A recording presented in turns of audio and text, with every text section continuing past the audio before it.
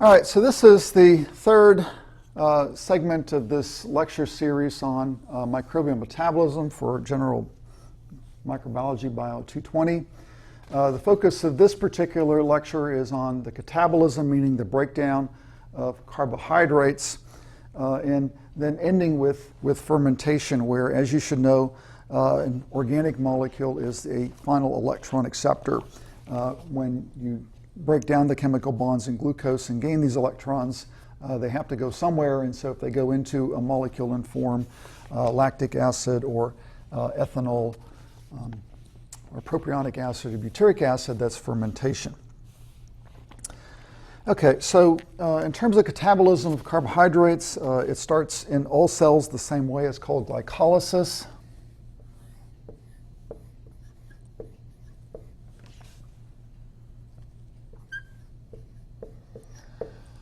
Lysis, like hydrolysis, remember, is the breakdown, and glyco is, in this case, sugar. So this is the first set of chemical reactions in glucose catabolism.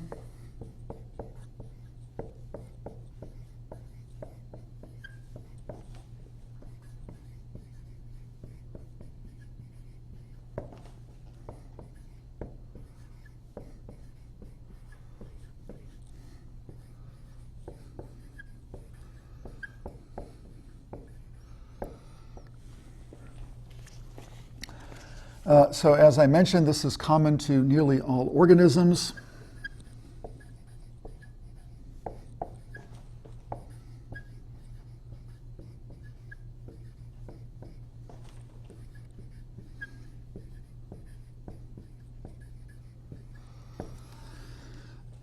I'm hedging my bets here. I think it's common to all organisms, but I don't know if there are any exceptions at all. I think there may be in terms of organisms that live in the bottom of the sea and use the energy in hydrogen sulfide or something like that. So, but anyway, so as far as you're concerned, it's very common, and it's found both in aerobes and in anaerobes.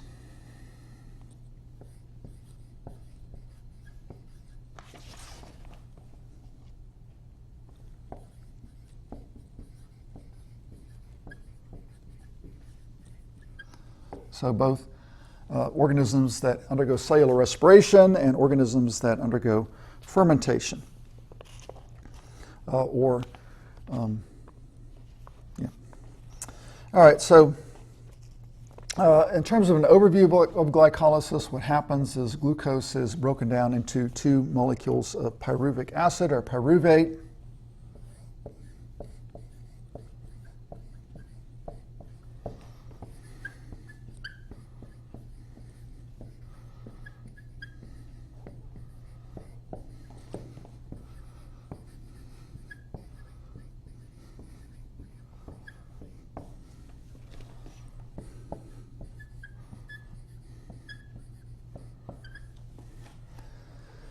And the process of breaking down the glucose into two molecules of pyruvate produces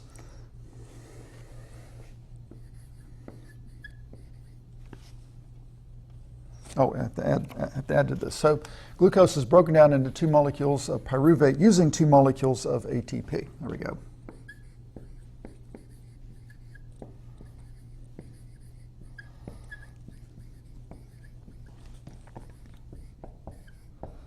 Sorry, getting ahead of myself there.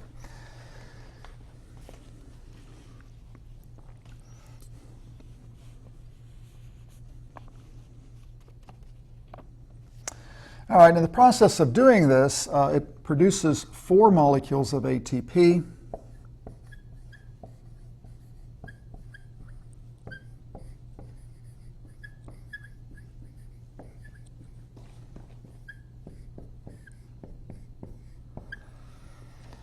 Meaning that there's a net gain of 2.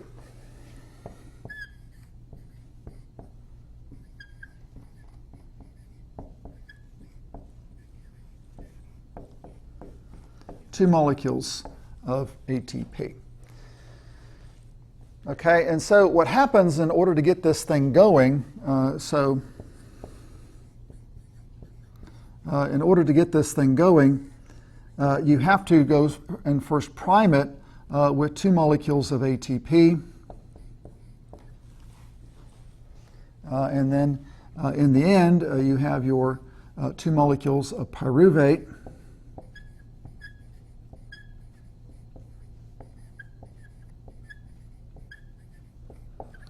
And 4 molecules of ATP coming off. And so that means that there's a net gain of 2. Without the first 2, you're going nowhere. Okay, so you have to have some ATP around to kind of prime the pump here, if you will. It's used in some of the chemical reactions that are occurring here in glycolysis.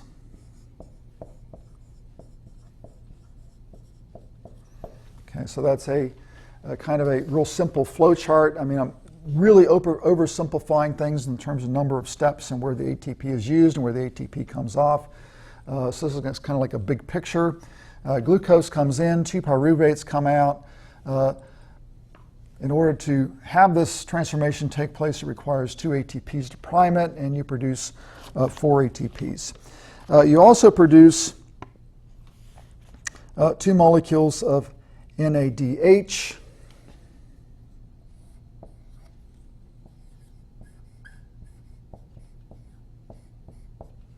Remember, these are our electron carriers.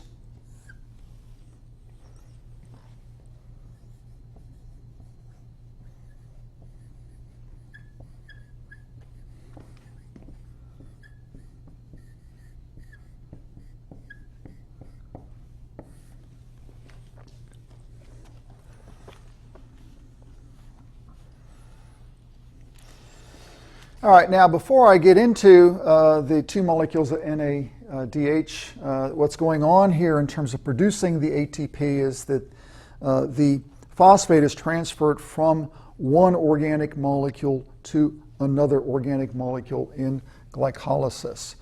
In this business of transferring the phosphate from one high-energy phosphate-containing molecule to another high-energy phosphate-containing molecule, which would be ATP.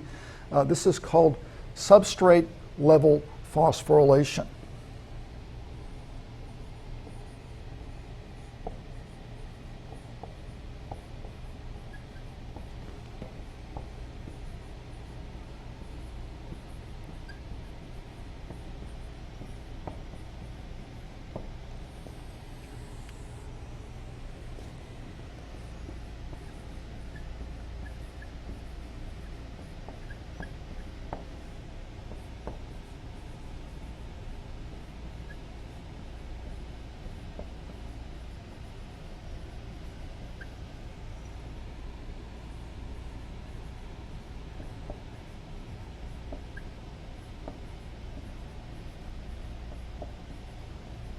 All right, so to kind of rephrase it, so in substrate level phosphorylation, the phosphate is transferred from one substrate, meaning one molecule, to another substrate or another molecule. So this is an intermolecular transfer going from one molecule to another molecule. It turns out that the reason why this is important is that there's another way of making ATP, which we'll discuss later, that does not involve transferring phosphate from one phosphate-containing compound to another phosphate-containing compound, in this case the ATP.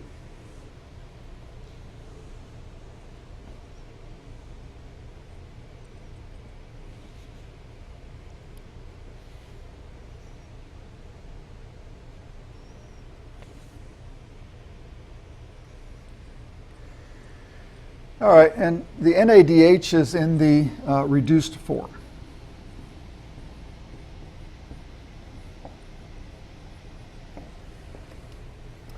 All right, so like I said, this is common to nearly all organisms, and in some cases, this is it. In the cases where this is it, that's called fermentation. Now, I don't understand why they put fermentation at the end of the chapter, because after you get done talking about glycolysis, if this is the end, then that's fermentation. So why put it at the end? I don't quite understand that. So anyway,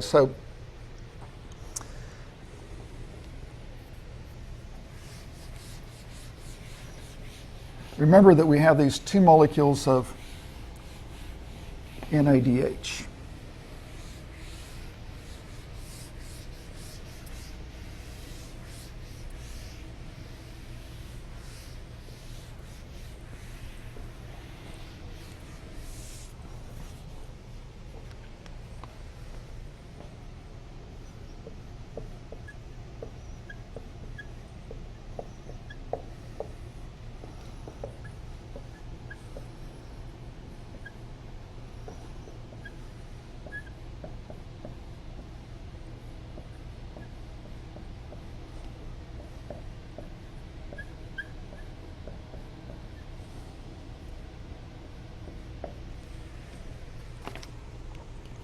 All right, so the bottom line about glycolysis is that it produces 2 molecules of ATP, 2 molecules of NADH, and also the 2 molecules of pyruvate.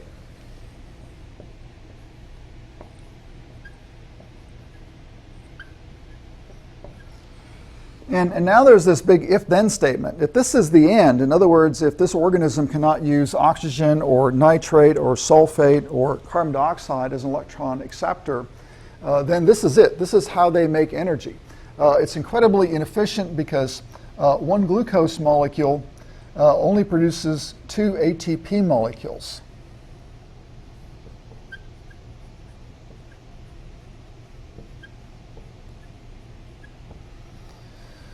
All right, and if this is it, if this is the end, then this is called fermentation.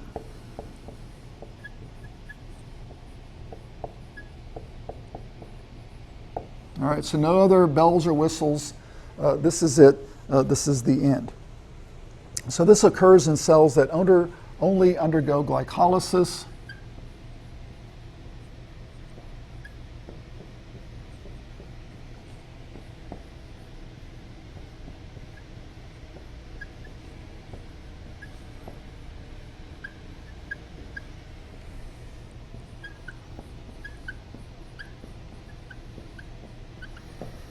All right, so this is the simplest thing, like in my mind. So what if we stop here? So what if we stop here? Well, we get this thing called fermentation. Okay, so it is the end of the road.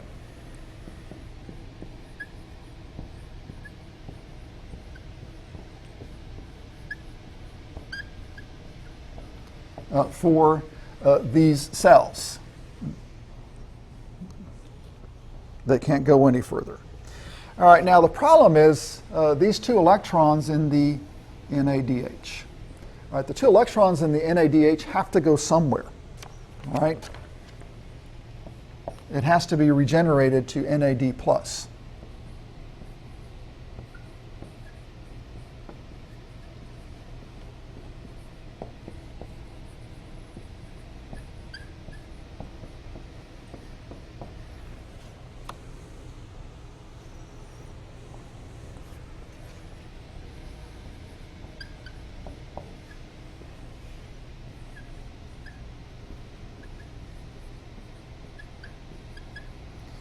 And of course, the reason being, in order for glycolysis to take place, you need the alter ego of the NADH, which is the NAD+.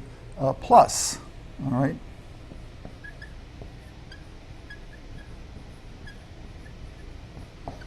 So we have to get rid of these electrons in the 2 NADH to regenerate the NAD+, which is required for glycolysis. So if there's no NAD+, there's no glycolysis. And even though 2 is kind of a measly little number, 2 is better than 0 in terms of staying alive. All right, so you have to regenerate your NAD+ for glycolysis.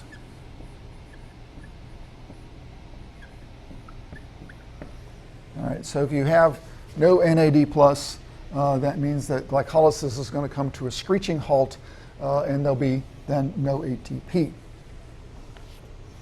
All right, so what happens to these electrons? Well, it turns out in fermentation, I already mentioned this, the ultimate electron acceptor is going to be an organic molecule.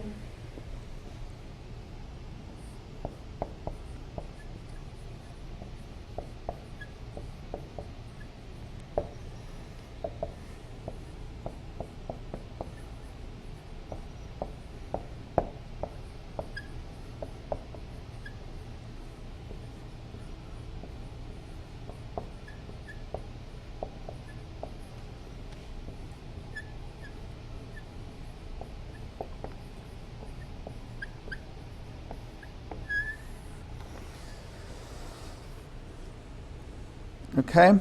And so if you donate an electron to a pyruvic acid or pyruvate, that's how you make lactic acid or lactate. And this happens in humans as well. When there's not sufficient oxygen, then you have this anaerobic glycolysis, and you have to deal with that somehow. Pyruvate, if you add, like I said, this electron to pyruvate, that makes lactate. If you decarboxylate the pyruvate first, so if you take off the CO2 and then go and add an electron, that's how you make ethanol.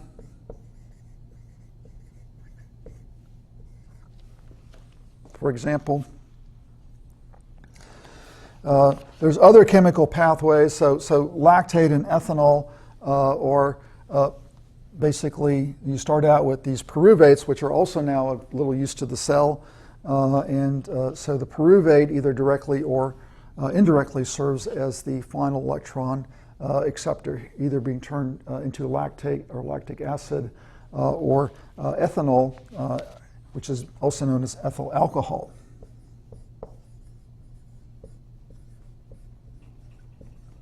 The stuff of vodka and beer and wine and stuff. All right, and I mentioned previously other potential products are butyric acid and propionic acid.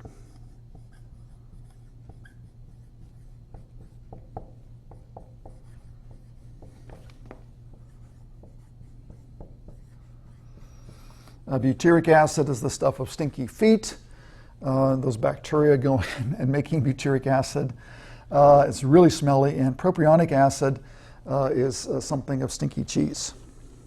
And these are covered this whole fermentation pathway is covered in a different chapter, but it really fits in well after we get done talking about glycolysis. So we have an if-then statement. So if there's nothing else going on, if this is the end of the road, you're going to make 2 measly ATPs and 2 troublesome NADHs with these electrons on them.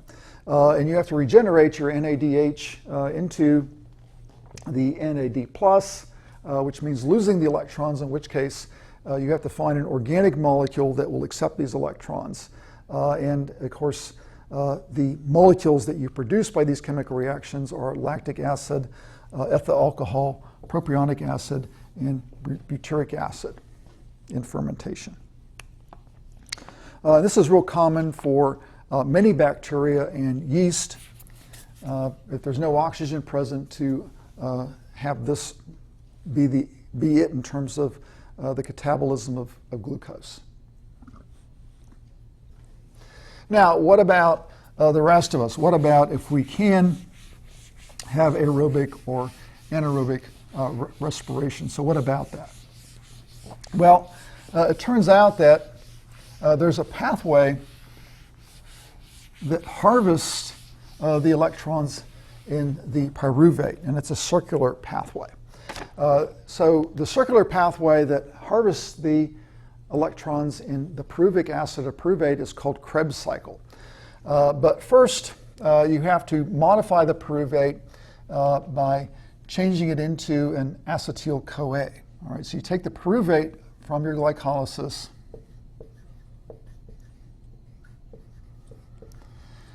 and there's a chemical reaction. You don't need to know what it is or anything like that, but so it happens between glycolysis and the next thing, which is called Krebs cycle.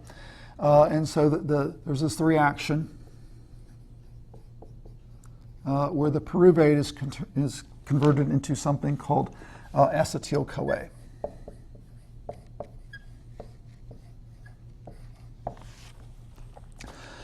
And acetyl-CoA then goes into this cyclic thing that harvests the electrons out of the pyruvate, which has a bunch of names. It's called Krebs cycle.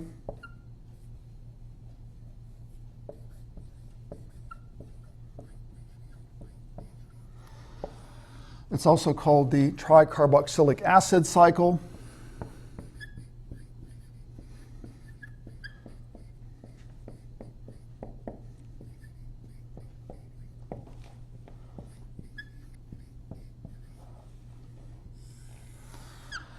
And it's also called the citric acid cycle.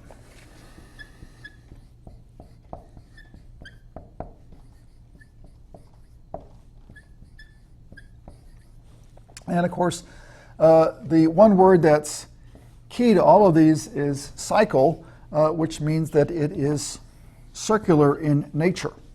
Okay, so so basically the idea here is the purpose of Krebs cycle, the tricarboxylic acid cycle, the citric acid cycle, is to harvest the electrons in the pyruvate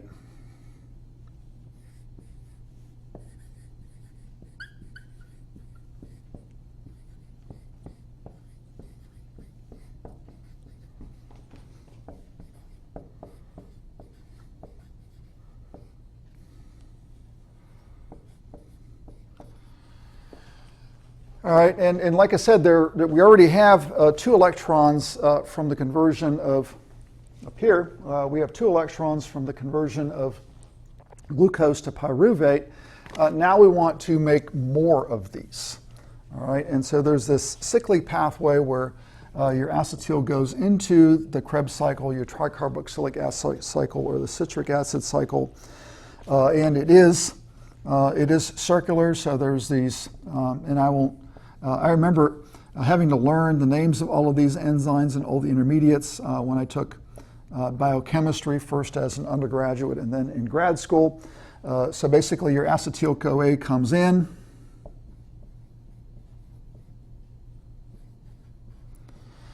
And you have all of these intermolecular conversions, and as a result, in terms of production, so each turn of this will produce, for each acetyl-CoA,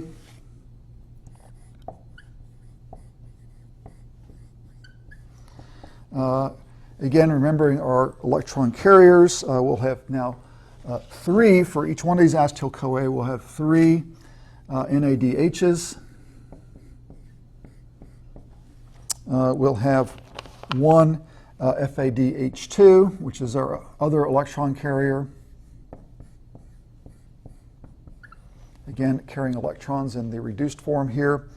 1 ATP by substrate level phosphorylation.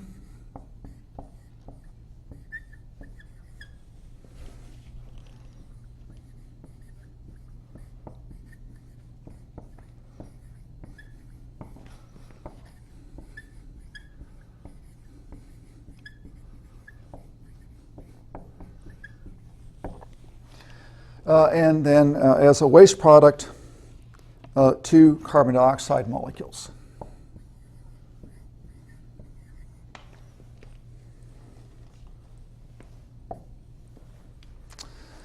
Okay, and so like I said, these NADHs will come, so you start, these reactions will take in the NAD+, and you'll pick up the electrons and become NADH at various points. But the overall scheme here, in terms of just thinking about it as a black box, so you have this product of pyruvate called acetyl-CoA going into this cycle, and every turn of the cycle you basically harvest 3 electrons in the form of NADH, 1 electron in the form of NADH2, 1 molecule of ATP by substrate level phosphorylation, and 2 molecules of carbon dioxide. Now, remember that you're making 2 pyruvates here for every glucose you start out with, so you have 2 acetyl-CoAs coming in, so you have 2 turns of this cycle, which means that you have 2 acetyl-CoAs coming in, so net, yeah, that was pretty much a fail. So in terms of net, you'll have 2 acetyl-CoAs coming in, producing 2 times 3, which is 6 now electrons here in terms of NADH. Make sure I have this right.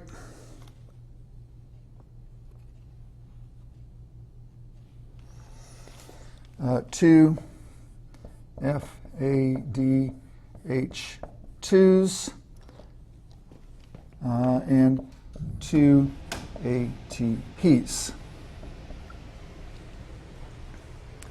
All right, so that's what you get out of Krebs cycle. So you get 6 electrons here in the form of NADH. You get 2 electrons there in the term of this other electron carrier, FADH2. And you get 2 ATPs by substrate level phosphorylation because there's 2 cranks of the Krebs cycle because of your 2 acetyl-CoAs coming in from your 2 pyruvates coming from your 1 glucose.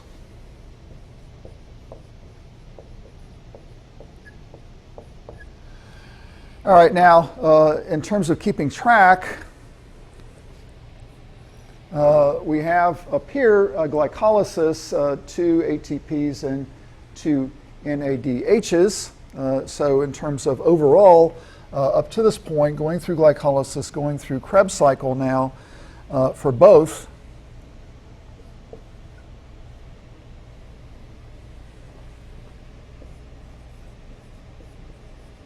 Glycolysis and Krebs cycle, we're going to have 8, so 6 plus 2 electrons being carried by NADH, 2 electrons being carried by our FADH2, and 2 plus 2, meaning 4 net molecules of ATP. All right, so this is the bottom line. So once you go through both glycolysis and Krebs cycle, then now we have a total of 10 electrons, 8 on NADH and 2 on FADH2 to do something, and then 4 net molecules of ATP by substrate level phosphorylation. All right, now the next section, so I'm going to pause this, but just kind of preview where we're going next. The next section, we're going to reveal what happens to the 10 electrons here and how these 10 electrons get converted into basically 34 additional molecules, up to 34 additional molecules of ATP.